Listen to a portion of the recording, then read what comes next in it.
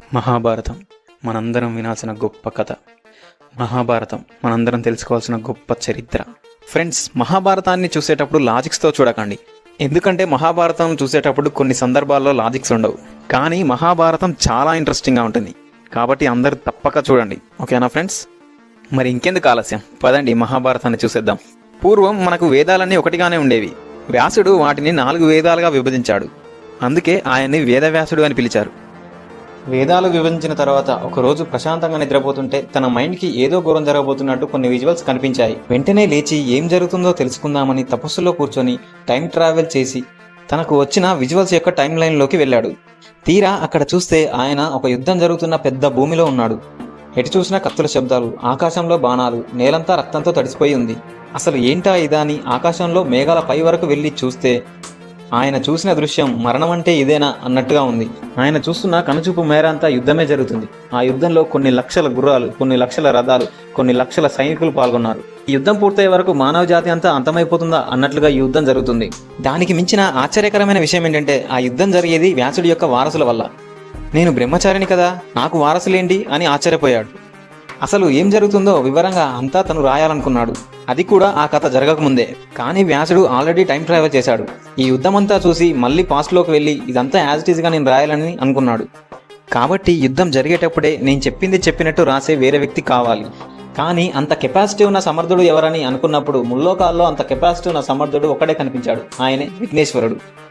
వెంటనే తన తపోశక్తితో విఘ్నేశ్వరుణ్ణి అక్కడికి పిలిపించాడు. గణేష, నేను ఇప్పుడు కాలంలో ప్రయాణించి భవిష్యత్తులోకి వెళ్ళి అక్కడ జరగబోయే ప్రతి విషయాన్ని నీకు చాలా వివరంగా చెప్తాను. నా శరీరం ఇక్కడే ఉంటుంది కాబట్టి నా నోటితో అక్కడ జరిగే విషయాలన్నీ నేను సాక్షిగా చూస్తూ నీకు చెప్తాను. నాకు అక్కడి వారందరూ కనిపిస్తారు, నేను మాత్రం ఎవరికీ కనిపించను. నేను చెప్పేది చెప్పినట్టు యాజ్ ఇట్ ఈస్గా నువ్వు అర్థం చేసుకుని దానిని అక్షర రూపంలో రాయాలి అని అడిగాడు. గణేశుడికి ఉన్న స్పెషల్ క్వాలిటీ ఏంటంటే మనం నోటి మాటతో ఎంత స్పీడ్గా ఉంటుందో అదే స్పీడ్తో ఎగ్జాక్ట్గా రాస్తాడు. అందుకే వ్యాసుడు గణేశుని సెలెక్ట్ చేసుకున్నాడు. అయితే వ్యాసుడు మహాభారతం రాసే సమయానికి నిజానికి మహాభారతం జరగలేదు. ఆయన జరగబోయే కథనే రాశాడు. వ్యాసుడు కథ చెప్పడం మొదలుపెట్టాడు. ఈ కథ ప్రతిభ మహారాజుతో మొదలవుతుంది అని అనగానే గణేశుడు, ప్రతిభ మహారాజా, ఆయన మీ తాత కదా అని అన్నాడు. అంటే ఈ కథలో మీరు కూడా ఉంటారా అని అడిగాడు. అప్పుడు వ్యాసుడు, గణేశ, నేను చెప్పింది మాత్రమే మీరు రాయండి, దయచేసి ఎటువంటి సందేహాలు మీరు అడగొద్దు అని అన్నాడు. ఫ్రెండ్స్, కథ ప్రతిభ మహారాజు నుంచి మొదలవుతుంది కాబట్టి ఒక్కొక్కరి పేర్లు గుర్తుంచుకోండి. ప్రతిభ మహారాజుకి 3 మగపిల్లలు పుట్టారు. పెద్దవాడి పేరు దేవాపి. అతడికి రాజ్యం పైన, ధనం పైన ఎటువంటి మోహం లేదు. నేను ప్రశాంతంగా బతుకుతానని హిమాలయాలకి వెళ్ళిపోయాడు. అక్కడ ఆయనకి అత్యంత సుందరమైన ఒక నగరం కనిపించింది. అదే శంబాల నగరం. కలియుగ అంతంలో కలికావతారం వచ్చేది శంబాల నగరం నుంచే. అయితే దేవాపికి కూడా మరణం లేదు. కలియుగ అంతం వరకు ఆయన బ్రతికే ఉంటాడు. ఇక రెండవ కొడుకు బలిక. చిన్నప్పుడే రాజ్యం వదిలి తన మేనమామ రాజ్యంలో పెరిగాడు. ఇక చివరిగా మిగిలింది చిన్నవాడు, అతి ముఖ్యమైన వాడు శాంతానుడు. ఇతడి పేరు మీరు గుర్తుంచుకోండి. ప్రతీపుడి యొక్క కొడుకు ఎవరు? శాంతానుడు. ప్రతీపుడు ఒకరోజు ఒక నది తీరాన మెడిటేషన్లో ఉన్నప్పుడు అక్కడ ఉండే గంగా అనే ఒక స్త్రీ ప్రతీపుడిని చూసి చాలా ఇష్టపడింది. ప్రతీపుడి యొక్క విశాలమైన బాహువులు, అతని యొక్క తేజస్సు అన్ని చూసి తను ప్రేమలో పడిపోయింది. ఆమె వచ్చి ప్రతీపుడి కుడి తొడపైన కూర్చుంది. ప్రతీపుడు కళ్ళు తెరిచి చూస్తే అత్యంత సౌందర్యమైన స్త్రీ తన తొడపైన కూర్చోవడం గమనించాడు.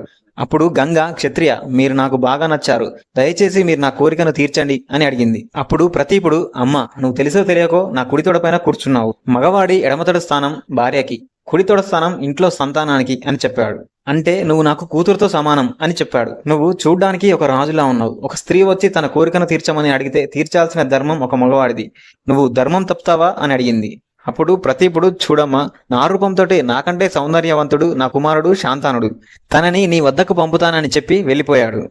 మరుసటి రోజు శాంతానుడు గంగని కలిశాడు. ఆమెను చూసిన మొదటి చూపులోనే ఆమెతో ప్రేమలో పడిపోయాడు. ఆమె అందానికి తను దాసుడైపోయి, నువ్వు నన్ను పెళ్లి చేసుకుంటావా అని అడిగాడు. దానికి గంగ, నేను నిన్ను పెళ్లి చేసుకుంటాను, కానీ ఒక షరతు అని చెప్పింది. ఆ షరతు ఏంటంటే నేను ఏం చేసినా నువ్వు దానికి అడ్డు చెప్పకూడదు, విసిగించకూడదు అని చెప్పింది. నువ్వు నాకు అడ్డు చెప్పినా, విసిగించినా, ఎదురు చెప్పినా నేను నిన్ను వదిలి వెళ్ళిపోతాను అని చెప్పింది. ఒక ఆడది నా భార్య అయిన తర్వాత మహా అయితే ఏం చేస్తుంది? డబ్బు ఖర్చు పెడుతుంది, దానాలు చేస్తుంది. నా దగ్గర తరిగిపోనంత ఆస్తుంది. సరే అని చెప్పి తనని పెళ్లి చేసుకున్నాడు. వాళ్ళిద్దరూ ఎంతో సంతోషంగా ఉన్నారు. సంవత్సరం తర్వాత వీళ్ళ ప్రేమకు ప్రతిరూపంగా ఒక మగబిడ్డ పుట్టాడు.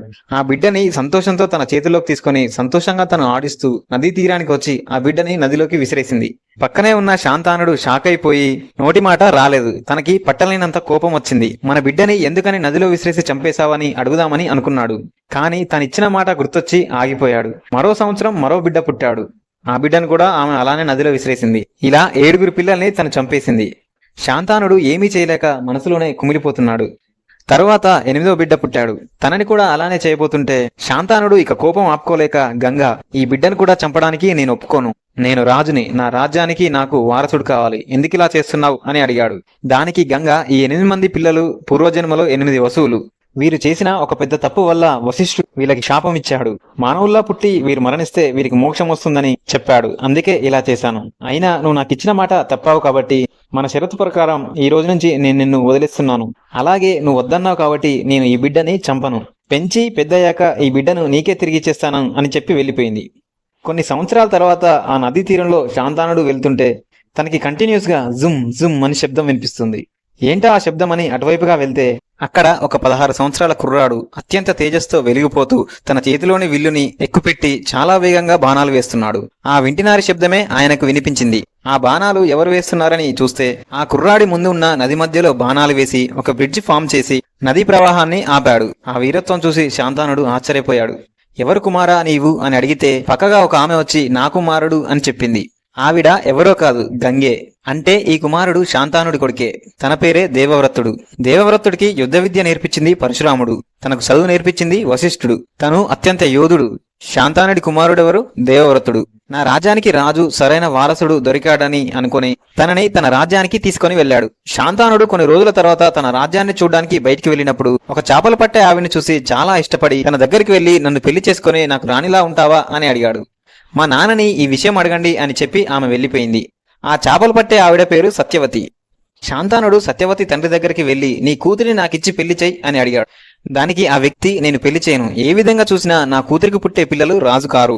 పైగా నీ కొడుకైన దేవవ్రతుడికి సేవ చేస్తూ జీవితాంతం బ్రతకాలి. అలాంటి బ్రతుకు నా మనవళ్లకు వద్దు.